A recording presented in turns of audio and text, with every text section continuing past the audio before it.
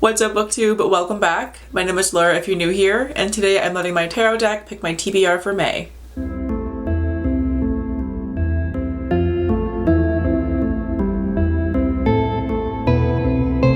So I have the Tarot of the Divine by Yoshitani, and I'll of course link this down below for you guys to go and check out. I am obsessed with this tarot deck. It's so beautiful. The artist made each card be a fairy tale or a piece of folklore or mythology, whatever, from a different culture from all over the world. But this is my second time using my tarot card for my TBR. Last month went pretty well. I picked out 5 cards for April, and of those 5, 3 of them I finished, 1 of them I DNF'd, and the last one I'm about halfway through. So success with the TBR there. I would usually pick out just 4 books for each TBR, but April was the Aurelian Magical Readathon, so I did 5, but this month we are going back to 4. Now for May, I do have a few books that I really need to get onto my TBR if at all possible. All 3 of them are arcs.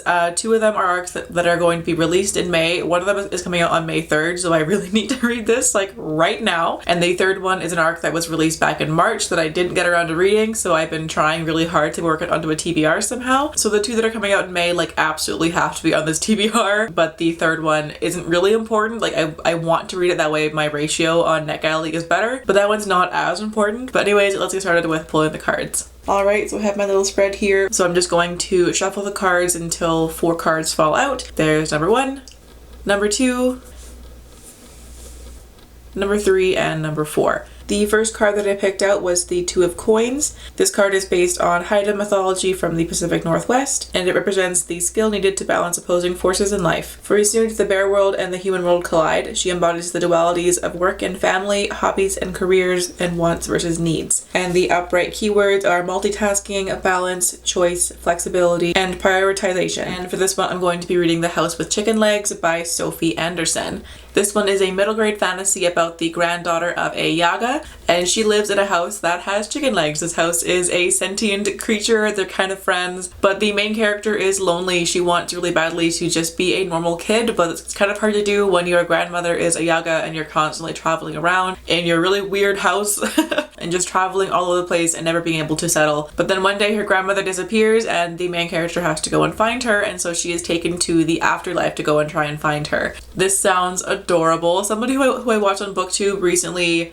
was talking about this, but I think it was Taylor over at Made Between the Pages. I'm not positive, it might have been her. If I can find who was talking about it, I will link the video down below. But this book just sounds delightful, and I'm relating it to the 2 of Coins with the skills needed to balance opposing forces and the wants versus needs. She's being told that she needs to kind of stay with her grandmother and train to become a Yaga herself one day, but she really wants to just be a normal kid. So that's where I'm pulling the inspiration from for this card. But yeah, I'm so excited for this book. It sounds adorable and I can't wait to get to it. And it's been a couple of months, I think, since I read a middle grade, so I'm looking forward to it. Card number 2 is the Wheel of Fortune, and this story comes from Ghana. The Wheel of Fortune is endlessly turning, spun by a trickster god. What was once luck is now misfortune. What was hopeless is now joyous. These acts may seem random, but all fates are part of an interconnected web of repercussions. And the upright keywords are fortune, an unexpected windfall, karma, destiny, and cycles. And for this one, I'm going to be reading In a New York Minute by Kate Spencer. This is the arc that I had that came out back in March that I didn't get around to reading, so I will finally be reading this book. This one is an adult romance about a girl who is just having like the worst luck ever. She's having a terrible day. All in one day, she is laid off from her job, the subway doors rip open her favorite silk dress, and now she's flashed her unmentionables to half of Lower Manhattan. And as a result of all this bad luck, a very kind stranger gives her his jacket to cover herself with, and it's a very fancy Gucci jacket, and somebody like records this interaction and posts it online, and their meet cute goes viral. But unfortunately, these two really don't get along. He like couldn't get away from her fast enough, and she kind of assumes that because New York is such a huge city, she'll probably never see him again, but they just keep running into each other over and over again and end up realizing that they kind of like each other, and then things go from there. So how it relates to this card, obviously the bad luck and the misfortune of that fateful day, and also the destiny part of it as well, how they keep running into each other. So I can't wait to get to this book after having it on my NetGalley shelf for literally months. Card number 3 is Death Reversed, and this card is depicting a Norwegian fairy tale. Death is a huge upheaval, potentially representing the death of one way of life and the start of a new one. Life changes irrevocably and there is no way to go back. Change is necessary. The death of childhood is important in order to grow up. And the reverse keywords are stagnation, immobility, stubbornness, festering, and decay. And for this card, I'm going to be reading Queerly Beloved by Susie Dumond. This is my arc that's coming out on May 3rd, so I need to read this right now.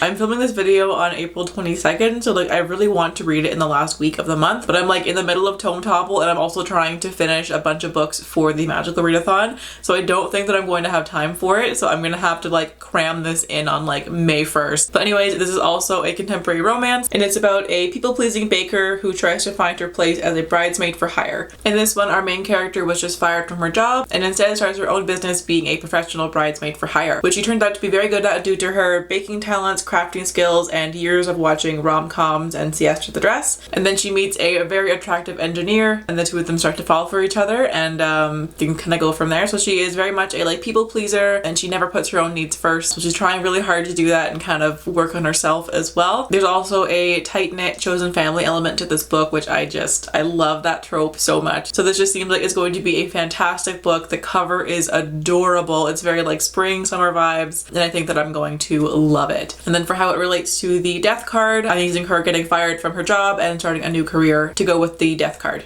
And finally, the fourth card is the High Priestess reversed, and this card is depicting an Arabic folktale. The High Priestess is a keeper of vast knowledge. With a story for every situation, she asks the listener to focus on what their subconscious tells them, encouraging them to form their own conclusions.